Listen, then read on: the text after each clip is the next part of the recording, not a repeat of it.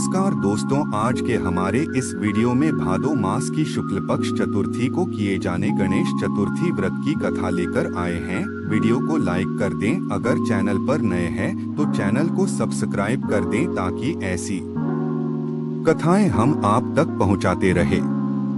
एक समय कैलाश में माता पार्वती तथा श्री गणेश जी महाराज विराजमान थे। तब 12 माह की गणेश चतुर्थी का प्रसंग चल पड़ा। पार्वती जी ने पूछा कि हे पुत्र, चैत्र कृष्ण चतुर्थी को गणेश की पूजा कैसे करनी चाहिए? चैत्र मास के गणपति देवता का क्या नाम है? उनके पूजन आदि का क्या विधान है? सो आप मुझसे कहिए। गणेश जी ने कहा कि महादेवी, चैत्र कृष्ण चतुर्थी के दिन विकट नामक गणेश की पूजा करनी चाहिए। दिन भर व्रत रखकर रात्रि में षोडशोपचार से पूजन करना चाहिए। ब्राह्मण भोजन के अनंतर स्वयं व्रती को इस दिन पंचगव्य पान करके रहना चाहिए। यह व्रत संकट नाशक है। इसके स्मरण मात्र से ही मनुष्य को सिद्धि मिलती है।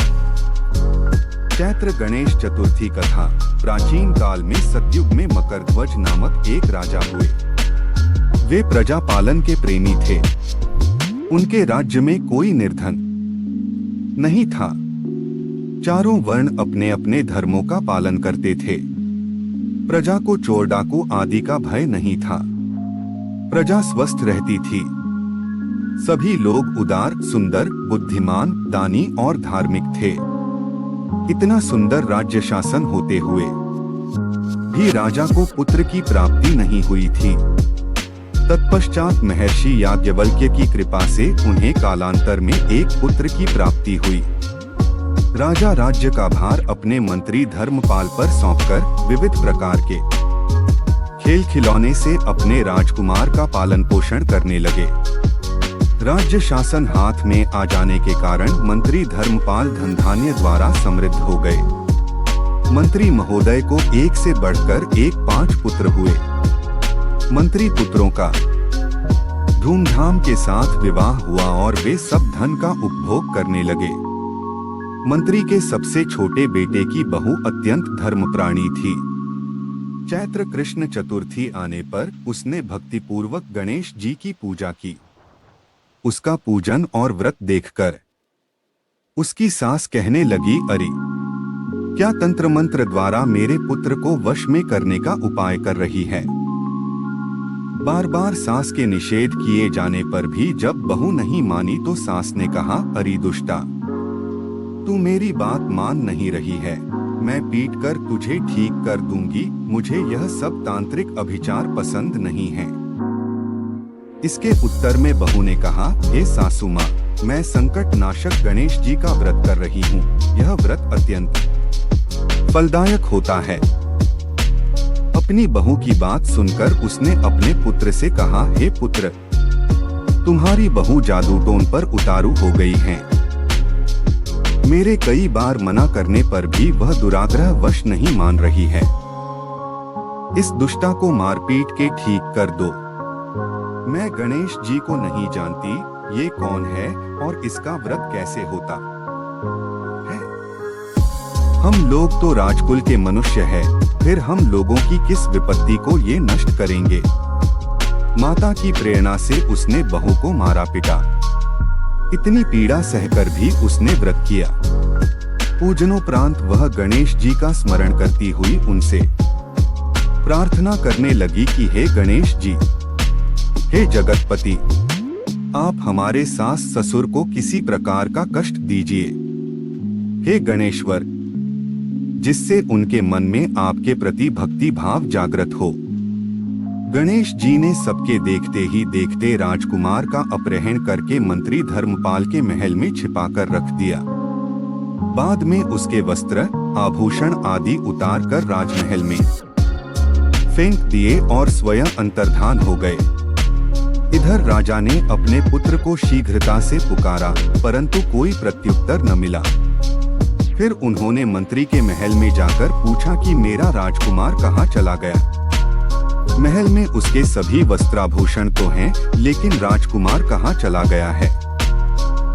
किसने ऐसा निंदनीय कार्य किया है? मेरा राजकुमार कहाँ गया? राजा की बात सुनकर मंत्री ने उत्तर दिया, हे राजन, आपका चंचल पुत्र कहाँ चला गया, इसका मुझे पता नहीं है। मैं अभी नगर, बाग बगीचे आदि सभी स्थानों में खोज कराता हूँ।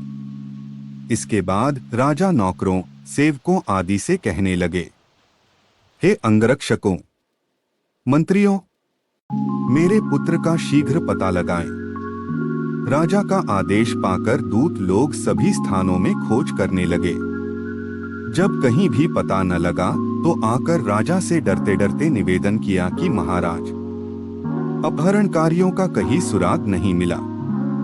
राजकुमार को आते जाते भी किसी ने नहीं देखा। उनकी बातों को सुनकर राजा ने मंत्री को बुलवाया।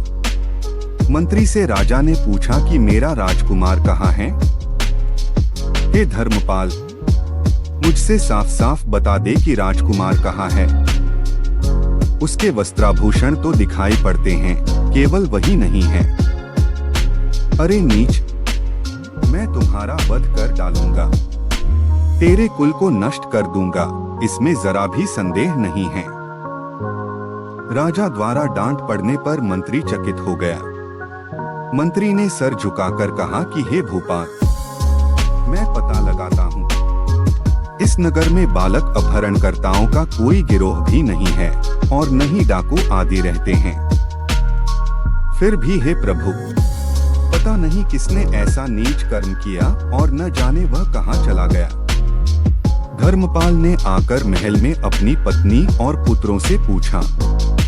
अपनी सभी बहुओं को बुलाकर भी पूछा कि यह कर्म किसने किया है। यदि राजकुमार का पता नहीं लगा तो राजा मुझ अभागे के वंश का विनाश कर देंगे। ससुर की बात सुनकर छोटी बहू ने कहा कि हे पिताजी, आप इतने चिंतित क्यों हो रहे हैं? आप पर गणेश जी का कोप हुआ है, इसलिए आप गणेश जी की आराधना कीजिए। राजा से लेकर नगर के समस्त स्त्री पुरुष, बालक वृद्ध संकट नाशक चतुर्थी का व्रत विधि पूर्वक करें तो गणेश जी की कृपा से राजकुमार मिल जाएंगे। मेरा वचन कभी मिथ्या नहीं होगा। छोटी बहू की बात सुनकर ससुर ने हाथ जोड़कर कहा कि हे बहू, तुम धन्य हो, तुम मेरा और मेरे कुल का उद्धार कर दोगी।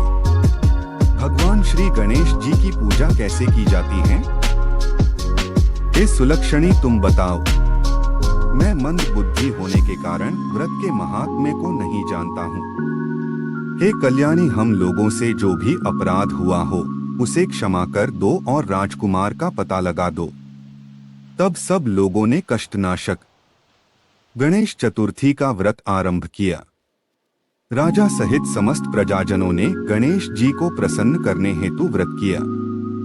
इससे गणेश जी प्रसन्न हो गए। सब लोगों के देखते ही देखते उन्होंने राजकुमार को प्रकट कर दिया। राजकुमार को देखकर सभी नगरवासी आश्चर्य में पड़ गए। सब लोग बहुत प्रसन्न हुए। राजा के हर्ष की तो सीमा ही नहीं रही। राजा कह उठे, गणेश जी धन्य हैं और साथ ही साथ मंत्री की कल्याणी बहू भी धन्य है, जिसकी कृपा से मेरा पुत्र यमराज के पास जाकर भी लौट आया। आठ सब लोग इस संतानदायक व्रत को निरंतर विधिपूर्वक करते रहे। श्री गणेश बोले, हे माता, इस लोक तथा सभी लोकों में इससे बढ़कर अन्य कोई व्रत नहीं है। इसी कथा को युधिष्ठिर ने श्री कृष्ण से सुना था और इसी चैत्र कृष्ण चौथ का व्रत करके अपने खोए राज्य को फिर से प्राप्त किया था। शक्ति का प्रतीक है। हमें दूसरों के सामने लोगों की कमजोरियों या गलतियों की चर्चा नहीं करनी चाहिए। श्री गणेश के हाथों में फरसा, रस्सी और कमल दिखाया जाता है और उनका एक हाथ आशीर्वाद देने की मुद्रा में होता है। फरसा नकारात्मक आदतों को काटने की शक्ति का प्रतीक है। रस्सी एक शुद्ध जीवन शैली के अनुशासन से बंधे रहने का प्रतीक है। कमल का जीवन मतलब कीचड़ में रहते हुए भी अनछुए और शुद्ध रहना। आशीर्वाद देने वाला हाथ इस बात का प्रतीक है कि दूसरों का व्यवहार कैसा भी हो, हमारे विचार और शब्द उनके लिए आशीर्वाद समान होने चाहिए। उन्हें एक पैर जमीन पर और दूसरा मोड़े हुए बैठे हुए दिखाया जाता है। यह हमें स्मरण कराता है कि हमें हमेशा जमीन से जुड़े हुए और विनम्र रहना चाहिए। संसार में रहकर भी संसार से साक्षी रहना चाहिए।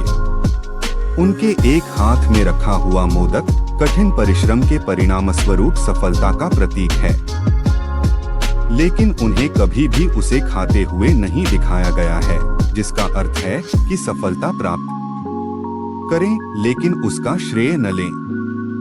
मोदक एकता और सहयोग का भी प्रतीक है, क्योंकि मोदक बनाने के लिए सभी 5 उंगलियों की आवश्यकता होती है। श्री गणेश के पैरों के पास दिखाया गया चूहा बुराइयों और इच्छाओं पर विजय प्राप्त करने का प्रतीक है। जिस प्रकार एक चूहा चुपचाप घर में एक छोटे से छेद से भी प्रवेश कर जाता है, उसी प्रकार बुराइयां उस आत्मा में प्रवेश करती हैं जो सजग नहीं रहती। जब हम श्री गणेश के सभी गुणों को डोट आत्मसात कर लेते हैं, तो हम अपनी बुराइयों और इच्छाओं पर विजय प्राप्त कर लेते हैं। जब हम श्री गणेश द्वारा प्रतीकात्मक रूप से दर्शाए गए दिव्य गुणों का अनुभव करना और उन्हें अपने हर विचार, वचन और कर्म में व्यक्त करना शुरू कर देते हैं, तो हमारे समस्त विघ्न नष्ट हो जाते हैं और जीवन के हर कदम पर हमें पवित्रता, शांति और समृद्धि का अनुभव होता है।